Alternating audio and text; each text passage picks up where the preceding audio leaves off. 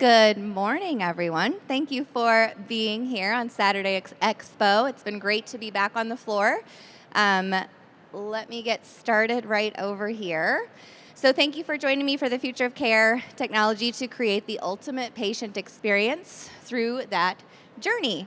There's my LinkedIn. Please find me on LinkedIn. Please add me. Always wanting to build my network, and let's jump right in. Here's my financial disclosures. We do have a booth for Dr. Contact Lens. If you haven't heard about us, come and find us after the talk. So we'll start right here. Time is money, right? You either pay with things, with time, or money. And we don't make more money by trying to save money. So we have to spend money to get where we want to go. We obviously know there's lots of consolidation going on really, really quickly. I am a private practice owner. I practice in South Florida, and we're really, really heavy in technology and advancing our care for our patients so we can be here for many, many years to come. So as I've now started a business, and I talk to a lot of reps and a lot of people out there, we are known as very bad business people, right? So it's important. Why are we known as that? Is because we're running 6 different businesses under one. We have an optical, we're worried about our finances. We have patient care where we're stuck in the exam room. We have to deal with, obviously, people. We have lab, contact lenses, and then all of that's wrapped under to our practice. So yes, we're bad. Could we be better? But it's important that we work on our business as much as we work in our business. So obviously, we've got to keep learning, right? In school, we don't learn anything about business, but it doesn't mean we have to stop learning. We have to stop being so myopic. Some of my favorite podcasts that I listen to and some books, one is called Traction. Teaches you how to do this, how to work on your business instead of inside of your business. And if you're don't have time to read, one of my favorite podcasts is the 20-Minute VC. And also the Productivity Game on YouTube. What he does is he breaks down all of these business books into a 10-minute spiel that's actually pretty, he makes it very visual, and he gives you a 1-page report about the book. So in a matter of 10 minutes a day, you can literally read one of these books and be up to speed on it. So what the pandemic has done to us, right? I shut my office down March 15th for 2 months, right? We had to pivot, but it gave us time to work on our business. And we thrived during that time. So digital transformation, we thought this was years away, right? It was important that we sped this up, and it actually helped us, right? So here, the Jetsons predicted everything that is already here. And this was 60 years ago, not that long ago, right? We wear our iWatches. We can fly now, and they're just launching with Uber Lyft. We have vacuums. We do FaceTime. We have flat screen TVs. We swallow pills to see what's going on inside of us. And we do have robots doing a lot of our stuff.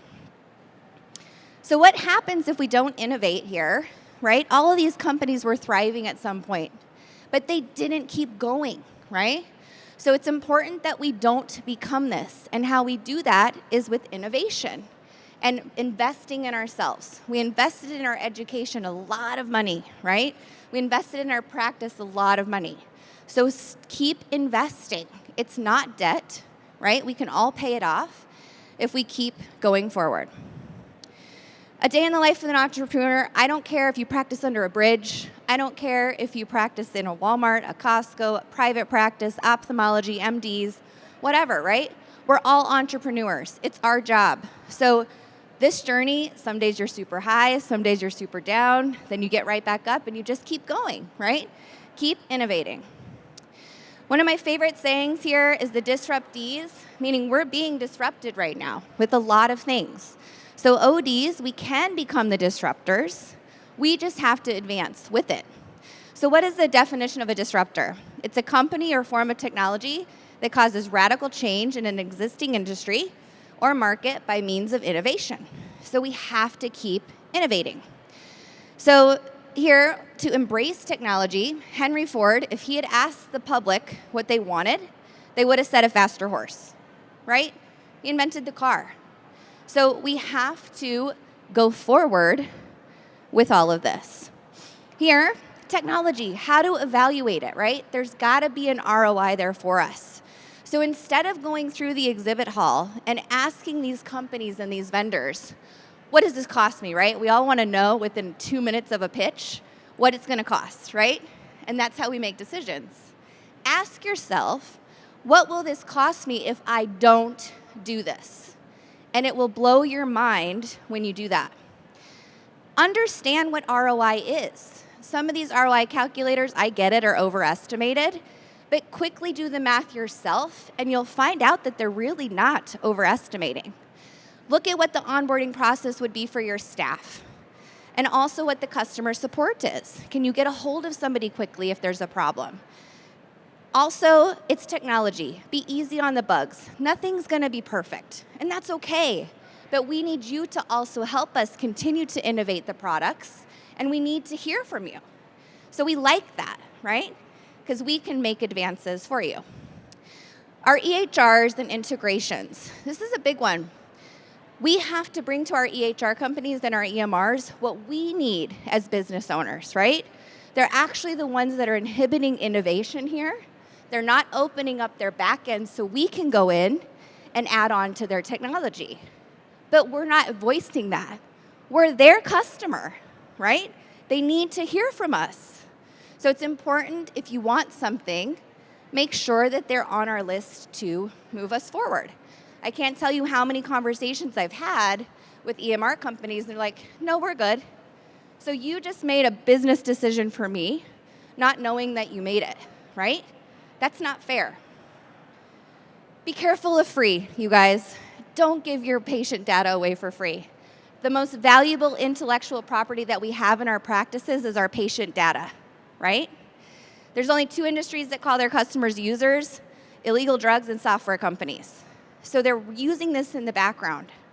And if it seems too good to be true, if you're going after that 2% rebate or that 4% rebate to get something, what do you think they're doing with it, right? So understand each patient is, this is a really underestimated value, is worth about $1,500. So, and that's actually probably 10 times that. So make sure you're the one using your data. Here, that slide really screwed up. So truly evaluate and understand what an ROI here. So we have team members, and we also have technology that we bring into our offices. So if I'm paying a team member $16 an hour, that's really 22 hours, or 22 bucks with benefits, taxes, toilet paper, coffee, whatever that is, right? $176 a day, I'm paying them $3,500 a month. The average team member can produce about $150,000 for my practice. That's $78 an hour, around $12,500 a month. So I'm netting about $9,000 on that person in my practice. And all of us are short-staffed right now, right? Can't find people, no one's applying, people are going into different industries. And now let's look at technology. So if I bring in something like Dr. Contact Lens, it's $249 a month, you break that down, it's 12 bucks a day. My potential revenue on that's 200 grand. So I'm going after $16,000 a month, and here I'm netting almost double when I bring in a technology. So really, really evaluate that. Sorry about that slide, it's really weird. Implementation. So when salespeople are calling our offices, they're super valuable. Let them in. Have your staff do demos. Have them bring new products to you. And don't say no right off the bat. They're in multiple offices a day. I practice in South Florida. I drive by 30 offices before I walk in my own door. And they're in all those offices all the time. They know what's going on. So come up with a plan. Tell your staff some stuff is going to change and to get on board. So here, we've got, you can do a buying group. You can make sure that your website's on board. Make sure you have a chat bot. Buy now, pay over time. Texting with your patients. An online web store for contacts. And a place that you can sell everything that you sell. An online store. Insurance benefit verification. A frame line that can compete with those walking scripts. Differentiating for something like NeuroLens. And making sure that your practice is up to date. So obviously you can't implement all of this at one time, but let your staff know, let's learn this and let's move forward. So many times we'll bring in Dr. Contact Lens to an office, they'll have $400,000 sitting there and they can't get their staff to use it. And the staff comes back and says, this doesn't work. I hate the word try because anything that you say after the word try is negative, right? I tried it and it didn't work. There's always an excuse after try. Push your staff forward, right? You're gonna change a process and that's okay, but it's very quick to do so. Remember that your network is your net worth, right? And that comes with networking with other individuals and doing little study groups. I'm part of 3 mastermind groups, and we're always innovating together and pushing each other forward. I'm gonna skip through this slide here. So when it brings us to the business life cycle, how many people, raise your hand, if staff is your biggest problem? Most hands go up, right? So what we're doing in the business life cycle is the doctor should take care of the staff, who then takes care of the patient.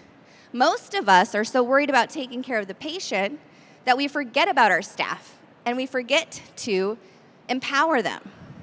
So this is actually the old way. What we need to do is we, as doctors and business owners, need to invest in technology to help our staff do more profitable things, who then take care of that patient experience, and then they take care of us. So where do we go from here? Where do we go wrong? Is we're truly not considering that patient and their wants and needs. We're truly not valuing our staff time, and we're having them do really low profit, mundane tasks. Go through that check-in process. It's really exhausting. And because we're only getting paid $40 to $45 for an eye exam, right? We're looking ways to cut corners so we can even see more patients. Who wants to work harder? I don't, right? So we have to get more out of every single patient. Delegate to elevate. I learned this when I was pregnant with my first son. So obviously my COVID pounds right here. I'm due December 10th. I really learned about delegation. So here, if somebody would do something 51% of the way I would have done it, I consider it a win. And sometimes they'll do it better than I would have done it. Lower your expectations and truly, truly delegate. All of us are busy, and this is what happened during the pandemic. We can order anything in one click and it be delivered to our door. And patients now want things on their own time, like making appointments, ordering contacts, shopping for glasses. And this is pushing us this way, right? Buying in one click. It's too hard to get back to us. We close at 5, right? We're just not there. And we shouldn't have to be there 24/7 for our patients. So these are some things coming in, right? You have Globe Check, and we also have some online eye exams that are coming. This brings me here to patient-centric care. We have to start with the patient with everything that we do. The way that we built our platform is we flipped that. We started with the patient, then we thought about what the staff needed, and then we thought about what we needed. Most things are developed the other way, with the doctor, then the staff, and then the patient. So then that patient experience isn't good. So giving that control to that patient. How many times do you sit down in a chair and the patient asks you for a copy of their prescription before you even start the exam? Well, that was fun. Did you not walk by the 10 people that I employ and all of the equipment that I have? Let me take great care of you, right? It's like a dagger to our heart. They're asking because they're telling you they want some control of their care. And they should have control of that care. So give it to them in a different way. So what happens if we're not truly centric? We end up with unhappy patients, which leads to resentment. We start looking greedy. They think we're all on our G6s on the weekends, flying to the Bahamas. We get bad reviews, and then we start to take it personally, right? Here was something on one of our favorite sites here.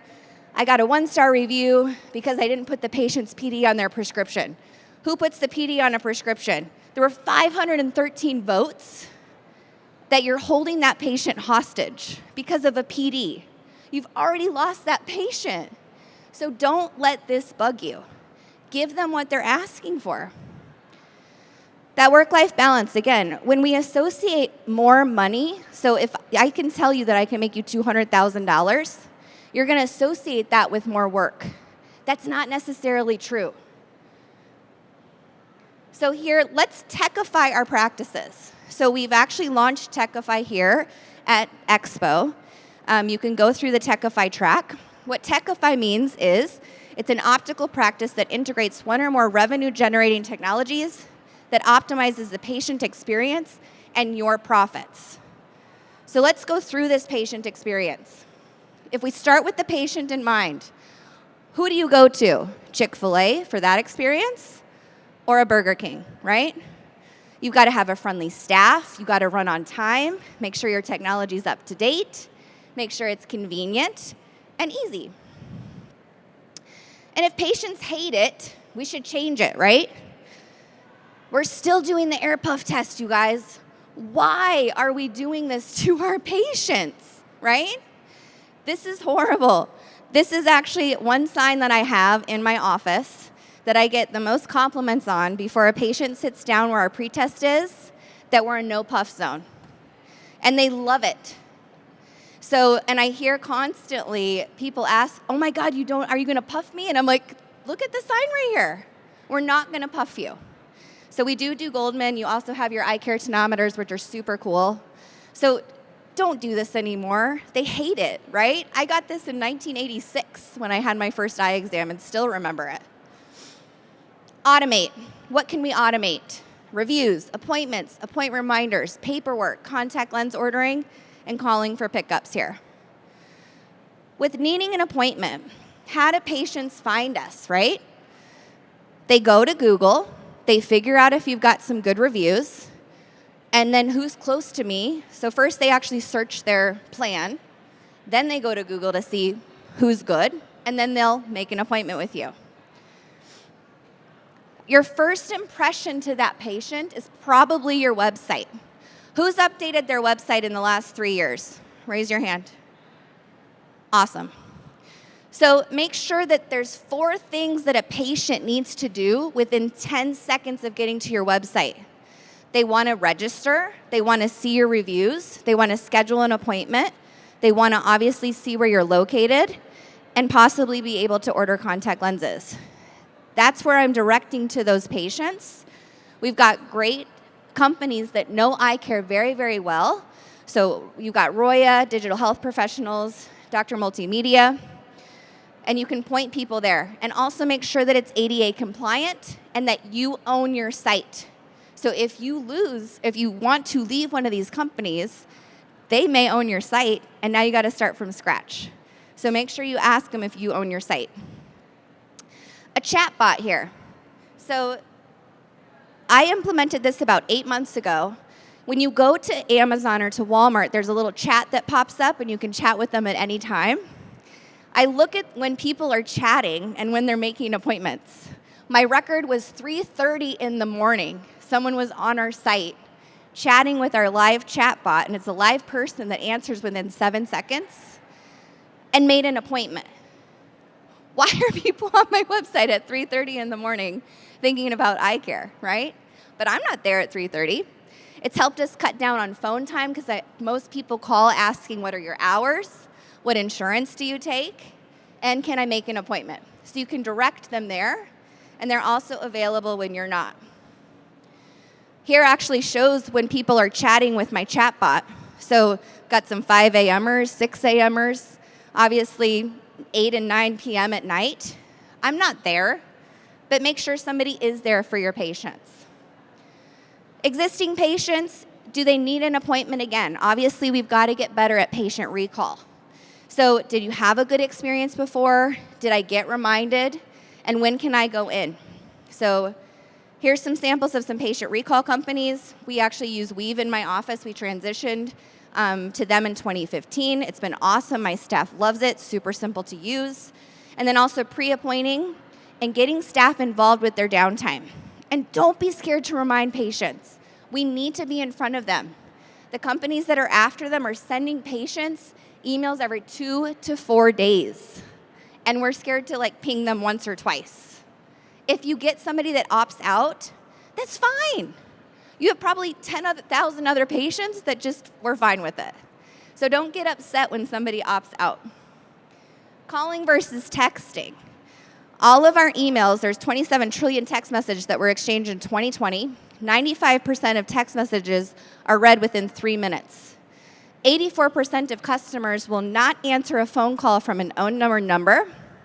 We have a 98% open rate for text messages and only 20% for email.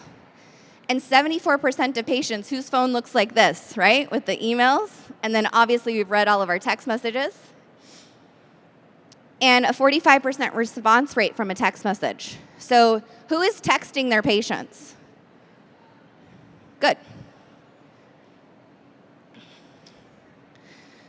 I still actually do old school postcards in my practice. One thing I will tell you, a funny story, the very first run of these, we actually didn't put the little lines on a postcard for have people actually self-address it, because in the mail, someone will look at their own handwriting and actually look at it, right? Don't forget to put the lines. I mean, I can't believe how many people were like writing on the side of the card or upside down. So just a little practice management tip. Making the appointment. Calling, it takes about 7 to 8 minutes to make an appointment for a patient. We've had a live scheduler for over 5 years now. So appointment requests are a very big thing of the past. Most doctors are saying, I can't control my schedule if I let them schedule me. That couldn't be further from the truth. Block off the times that you want to schedule. First appointment of the day, last appointment of the day, and first and last appointment before and after lunch, right? And then let them schedule on their time. This directly syncs into my medical record with their insurance benefits, so I know who's coming in.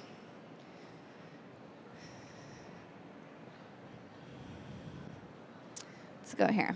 So again, automating that appointment reminder, make sure you're texting and emailing the patient. They need multiple forms of communication from you because we're all running 1,000,000 miles an hour, so they got to remember their appointment. It costs us a lot if they don't come in. Checking patient benefits. I've got one person in my office that checks benefits all day long, right? Exhausting task. So Practice Pal, ABB Verify, Anagram have all got incredible methods here to help our staff do better things than checking benefits. And only 40% of people actually use their eye exam and eyewear benefits. So it's important that we get them back every year. Again, doing some more background on digging into your patients. Patient forms. I don't have people fill out forms anymore. So we text them the link to fill out their form. It comes directly into my EMR and is populated. So there's no double data entry. How many times do you go to a doctor, fill out the form, and they ask you the same questions that you just filled out on the form? Don't do that. And also make sure it syncs into your record so you're not duly typing where it loads a PDF into there. Let's go through here. So obviously the exam, which is better, 1 or 2. Now 3. This is actually a really cool device here where it helps you with refraction really, really quickly. This second one is the one I have and absolutely saved my neck and shoulders. It's obviously something that you can up to date. And then are you advancing other things in your office, like doing topographer, mammography, autorefraction? Here's one thing here. Switching from patient to consumer, right? We're salespeople, and that's okay. It's not a bad term. So one quote here is, I want to support my eye doctor, but I'm not a charity. And we want them to stay patients when everybody else wants them to be a consumer. So really, who owns the patient, us or the vision plan? We're both obviously in cahoots over that. This is actually in my office, where the patient actually transitions from a patient on the carpet to a consumer on the hardwood floor. So it's interesting how we actually do it mentally for that patient. The handoff, how it's done, obviously you want this to be done in the exam room or in the optical, and your staff will love this for you, and obviously your profits will go through the roof. The optical, most of us are still taking PD rulers to measure PDs. Lots of cool things out there to help you with that sale. Package deals for walking scripts. If that patient's asking for that PD, you know they're going elsewhere. Instead of having a frame that you've had on your board for 6 years and trying to sell them something, right? Get a cohesive Save the Sale brand. Check out 1284, a really, really good line. Simple, affordable, straightforward. And then online virtual try-on. So you can actually move forward with your optical again while you're not there. We've got Optify and Fitting Box are here as well. The contact lens ordering process, this is something I'm very passionate about. Evaluate your process and keep these boxes out of your office. And also trial lens ordering. There's so many people that are still tearing off the little trial lens tabs, putting them in a little box next to somebody's desk and having them click in all of those orders. Call your distributor, get a little clicker. I pull the trial off the shelf, click it, it goes right into my cart.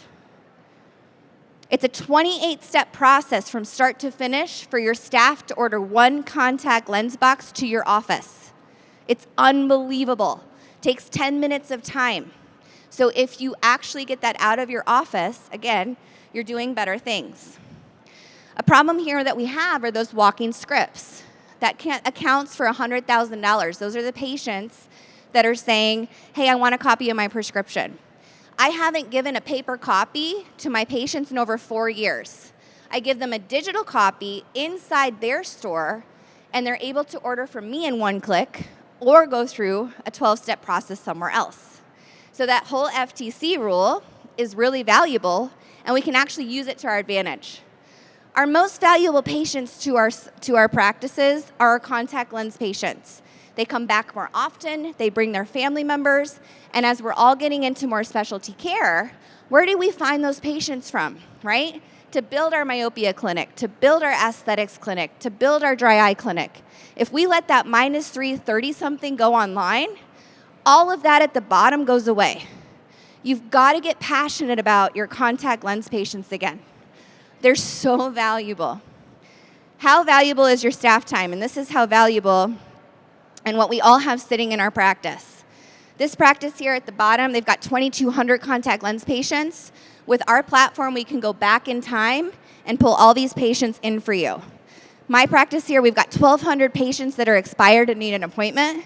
If I see my staff have any downtime, hey guys, I got 1,200 patients that need an appointment. Somebody better get off Facebook and on my phone getting these people back in. While I'm here, guess what they're doing right now? And I can track it with recall, right? Then I've got 346 patients that are due to reorder. If I sell the patient a 6-month supply, I know when they're due to reorder, right? So send them a reminder. Automate that. Go after this. Each one of these expired patients to my practice is worth $300. Each one to Jen is worth $750. So it depends on where you are. But this is what we all have sitting in our practice. We shouldn't be working harder. We should be working smarter for those most valuable patients. Here again, we all have around $200,000 sitting in our practice. This FTC rule is brilliant. Use it to your benefit. Give them a digital copy. Don't give that script anymore. The disruptees, again, can become the disruptors. This is what we've done in our store. This is what I'm talking about. We like to call this the exit through the gift shop strategy. Just like Space Mountain drops us off in the gift shop when we get off, right? This is what we're doing here. That's that digital copy. They can download it, print it, their benefits load, so they can either order in one click or they can go somewhere else. Let's look here at 1,000 patients. What does your capture rate mean and your annual supply rate actually mean? If I've got 1,000 contact lens patients in my practice, that means I sold something to 800 of them if my my capture rate's 80%. Most of us are at 70%. That means I let 200 patients walk out of my door to the online abyss. Take it a step further. My capture rate, all of us think we sell 50% annual supply rates. I push this in my office and I'm at 35%. Giving this office credit, 50% annual supply rate, that means 400 patients ordered something a year, great, and 400 patients need a reminder. So if you look at this, I've got 200 patients that didn't order anything, 400 that needed a reminder, and there's 600 patients left to the online world. That's 60% of the contact lens fitting I'm doing. Again, low-hanging fruit, go after it because everybody else is after that contact lens patient right here. Again, the disruptees can become the disruptors. Stop by our booth here. And then payment options. All of us are obviously watching cents and dollars. 62 million Americans don't have a vision plan, and they can't afford a surprise expense. Checking out your checkout system, do you take Apple Pay? Do you take Bitcoin? Do you take Tesla stock, right? So make sure your POS system is up to date and that it's easy for patients to buy from you. Buy now, pay over time. Make sure you're charging for your expertise and for your time. Don't cheap out on this. Don't judge that book by its cover. You're the expert, right? And if I don't charge appropriately, I can't invest in them to invest in my practice. So I'm actually doing a disservice to myself and to my patient if I don't charge them appropriately. So 74% of patients, I use Sunbit in my office. It's way different than Care Credit, which we're all used to. So understand these buy now, pay over time, because a lot of millennials want to do that. $1,000 charge, they want to break it down, and they can easily do that. Differentiate. Sell what you recommend. Everything that I recommend, whether it's a dry eye drop, an eye mask, or anything else that I'm doing, MacuHealth, I sell all of that.